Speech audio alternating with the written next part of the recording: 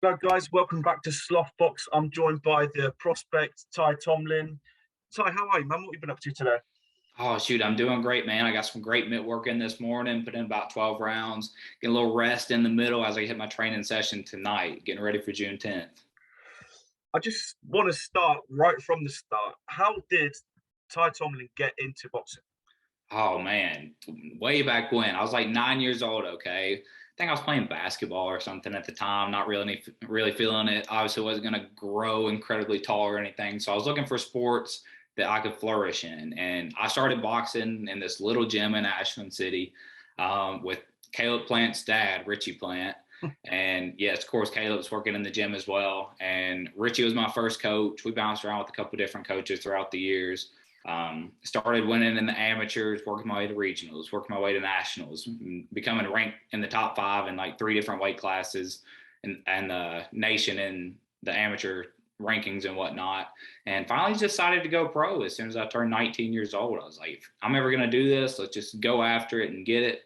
And I've won my first 13 fights now, 9 of them by knockout, signed a Ludabelle out of New York and opening up a showbox card. So it's just ladder every rung Yeah. at a time, right? A little bit at a time, but the showbox card's gonna be that next rung for sure.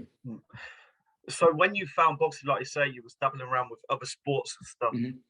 Did boxing just seem like the right fit for you?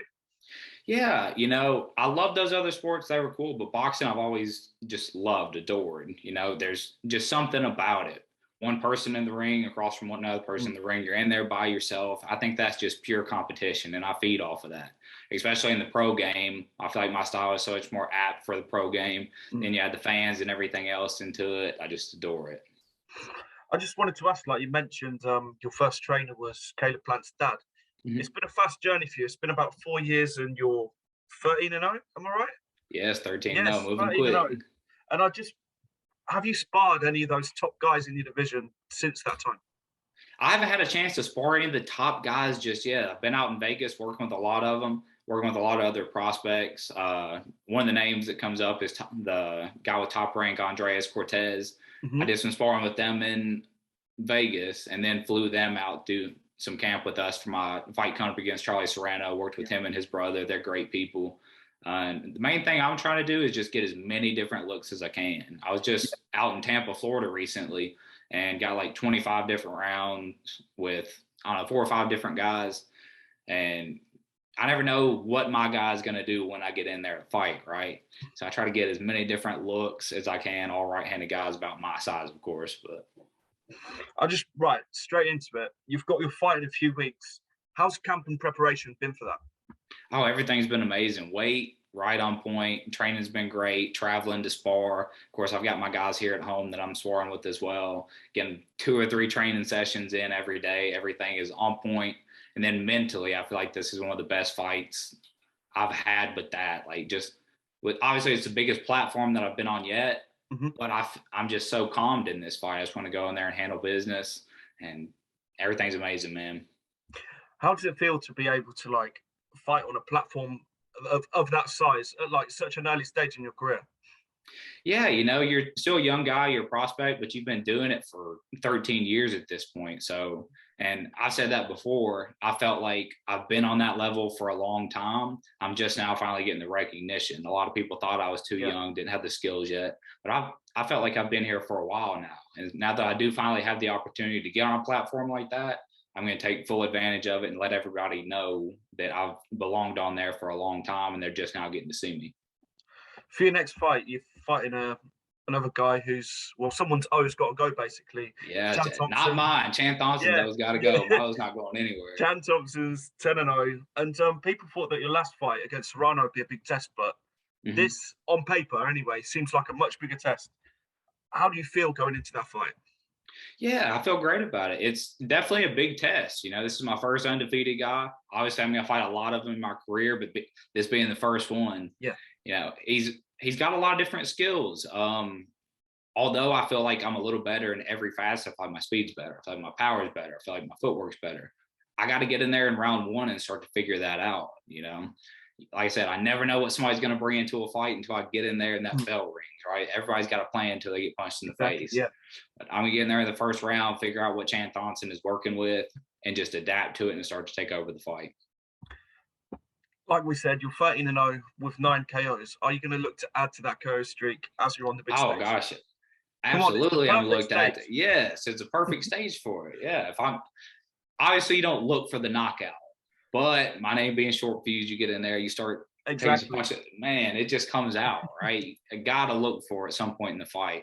I think this is gonna be the longest fight that Chan Thonson's had to go at my style. Just really wears on guys.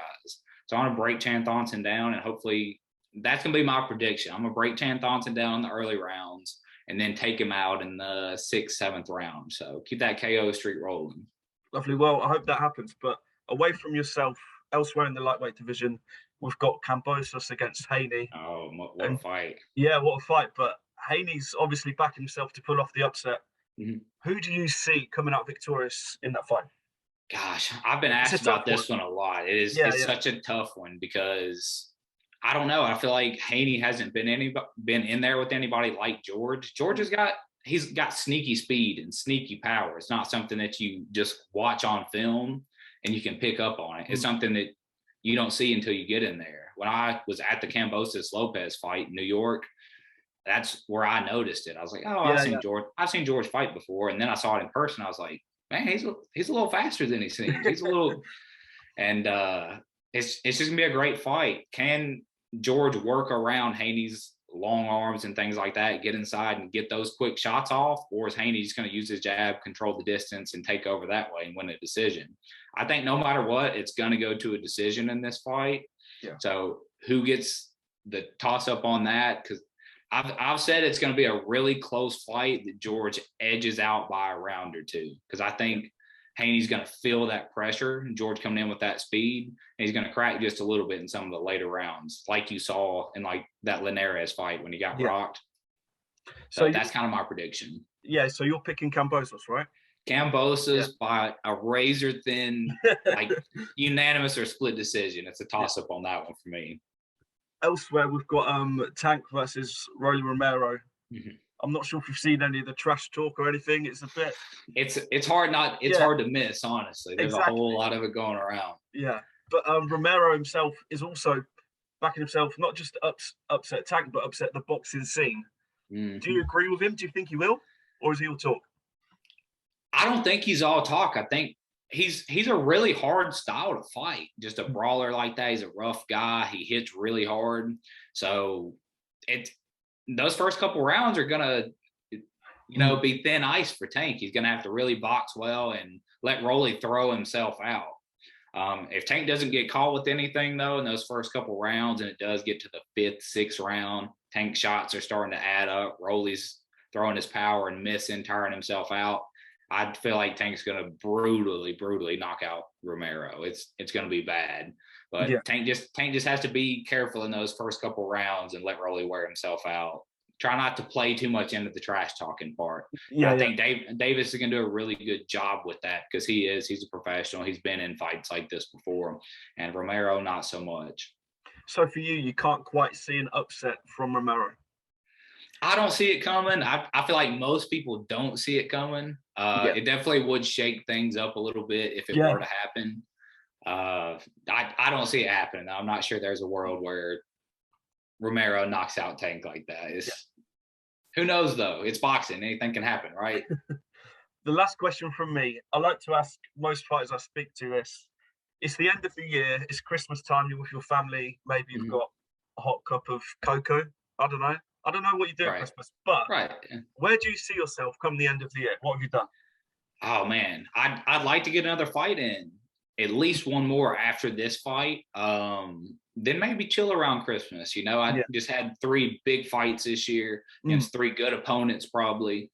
At that point, I'm 15-0. I got the whole world in front of me. Just fighting on a big showbox card. Maybe bring something big back to Nashville, or fight on another platform like that.